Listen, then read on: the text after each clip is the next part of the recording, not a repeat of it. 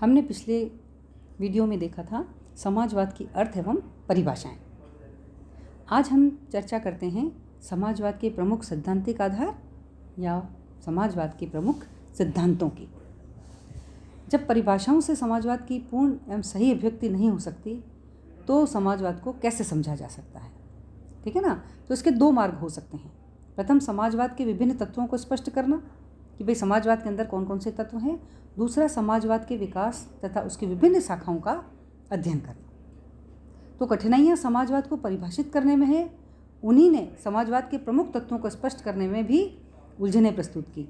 जब समाजवाद के प्रमुख विषयों पर कोई एक मत नहीं है तो किस समाजवाद की विशेषताओं का उल्लेख करें हम, है ना। कई बातों में समाजवादी संप्रदायों में सहमति नहीं है, कुछ में तो बहुत एक दूसरे का विरोध करते हैं।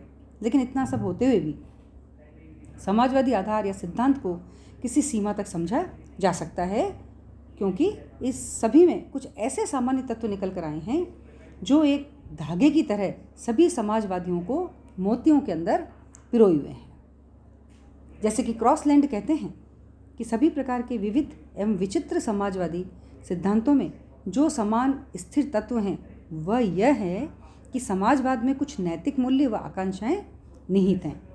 व्यक्ति स्वयं को समाजवादी इसलिए कहते हैं क्योंकि वे इन आकांक्षाओं में स्वयं को भागीदार समझते हैं, और यही अलग अलग सामाजिक विचारधाराओं में एक कड़ी का काम करता है।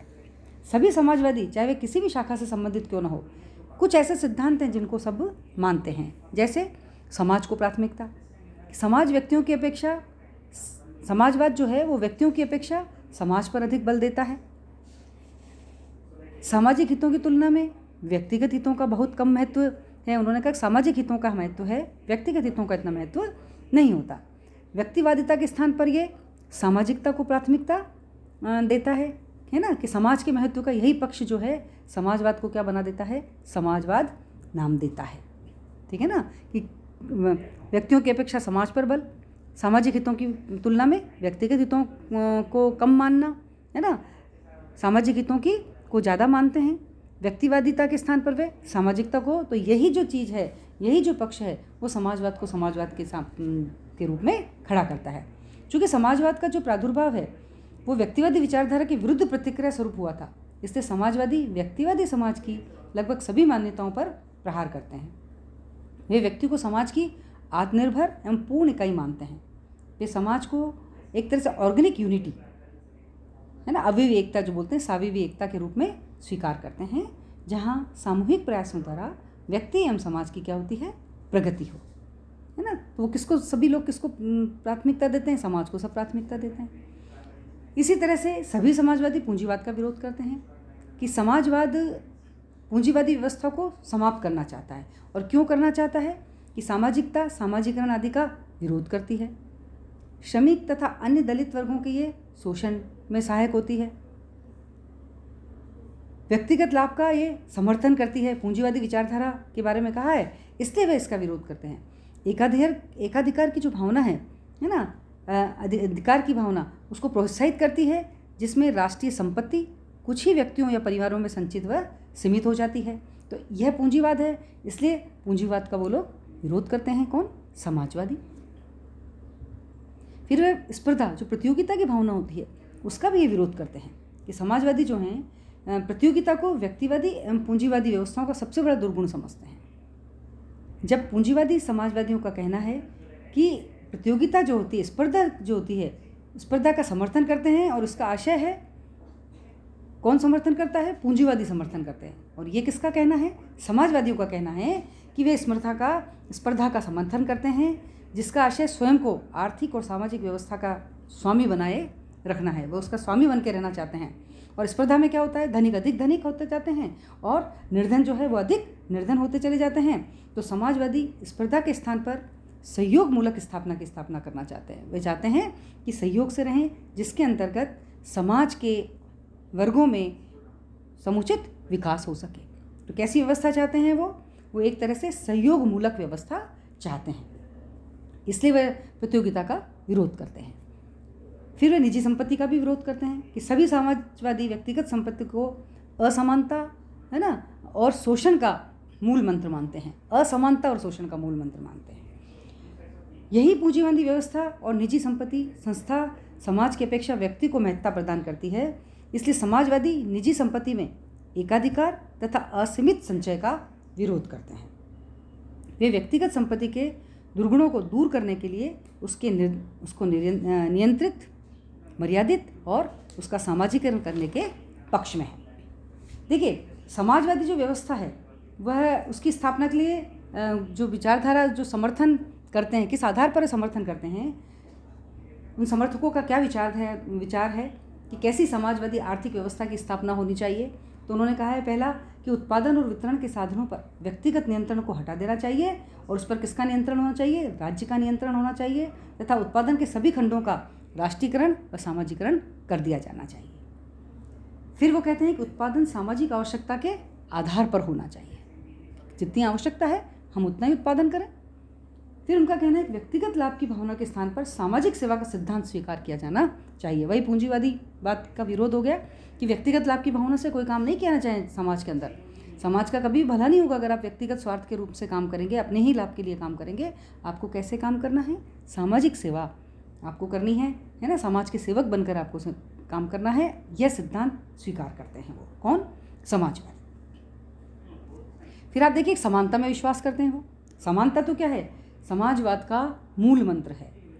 समाजवाद वास्तव में समता की मांगों का दूसरा नाम है। समता माने वही समानता की का दूसरा नाम है। इसका क्या तात्पर्य है कि सबको अपनी प्रगति के समान अवसर प्राप्त होने चाहिए। सबको अपनी प्रगति के समान अवसर प्राप्त होने चाहिए।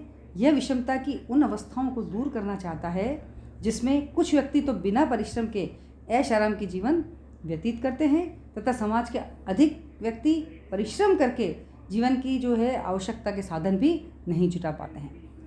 कुछ भी नहीं कर रहे हैं और अपना ऐश आराम कर रहे हैं वो, और कुछ लोग इतनी मेहनत करते हैं उसके बावजूद भी अपनी एक छोटी सी भी आवश्यकता की पूर्ति नहीं कर पाते हैं। डगलस जी देखिए कहते हैं इसमें कि राजनीतिक समानता तो जनतांत्रिक व्यवस्था का अंग होती है। समाजवाद में आर्थिक समानता अधिक महत्वपूर्ण है। आर्थिक समानता का तात्पर्य सामाजिक न्याय तथा समाज में कम से कम असमानता होनी चाहिए, है ना। समाज की विशेषताओं के संदर्भ में यह समझ लेना आवश्यक है कि जिन तत्वों का जो उल्लेख हमने किया है अभी, उन पर समस्त समाजवादी संप्रदाय सहमति व्यक्त करते हैं, लेकिन वे किस पक्ष का कहाँ तक पालन करते हैं, उनको किस अंश तक अधिक महत्व देते हैं, उनमें थोड़ा बहुत अंतर हो सकता है।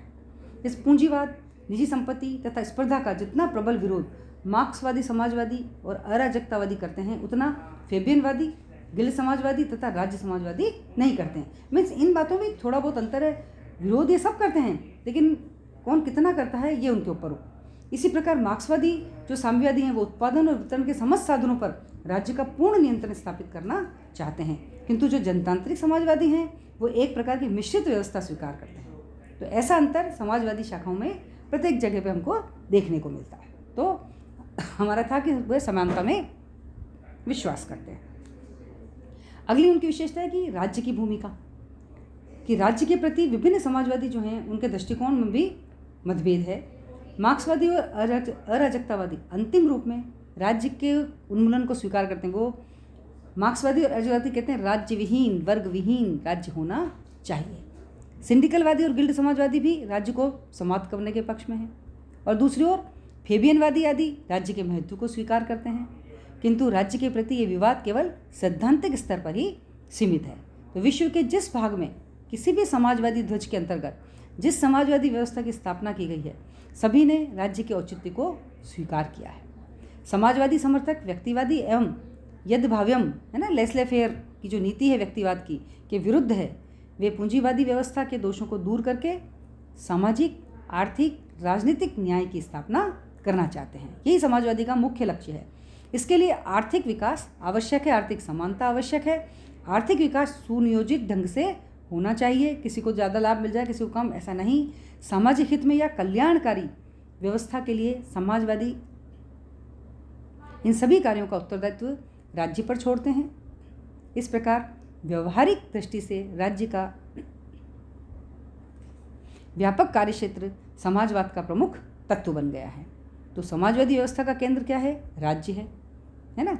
यहाँ तक कि राज्य को महत्व को देखते हुए समाजवाद को तथाकथित राज्य समाजवाद भी कहा जाने लगा है ना। हम इसके अंदर का देखिए राज्य की भूमिका अंदर कुछ बातें रखते हैं कि राज्य एक सकारात्मक संस्था है, व्यक्तिवादियों की भांति निषेधात्मक नहीं।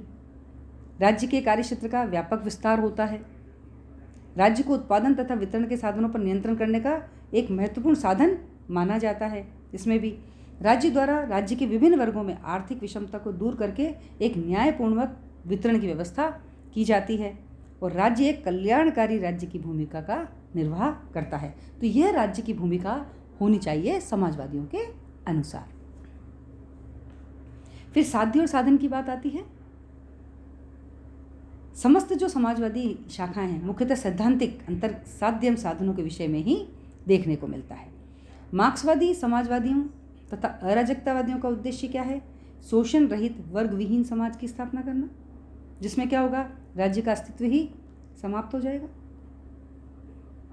यद्यपि साम्यवादियों एवं अराजकतावादियों में राज्य के महत्व के विषय में बहुत मतभेद हैं, किंतु जो अन्य समाजवादी संप्रदाय हैं वे राज्य के महत्व को स्वीकार करते हैं। वे राज्य की समाप्ति की बात ही नहीं करते। तो समाजवादी उद्देश्य की प्राप्ति के लिए साधनों को लेकर भी एक तरह से गंभीर मतभेद दिखाई देते हैं। साम्यवादी वर्ग संघर्ष एवं क्रांति में विश्वास करते हैं। अराजकतावादी और सिंडिकल समाजवादी भी इस संबंध में साम्यवादी के ही करीब दिखाई देते हैं। वे भी यही चाहते हैं।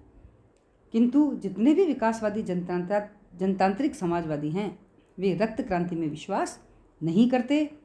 वे समाजवाद की स्थापना शांतिपूर्वक जन साधनों से, जनतांत्रिक साधनों से ही करना चाहते हैं।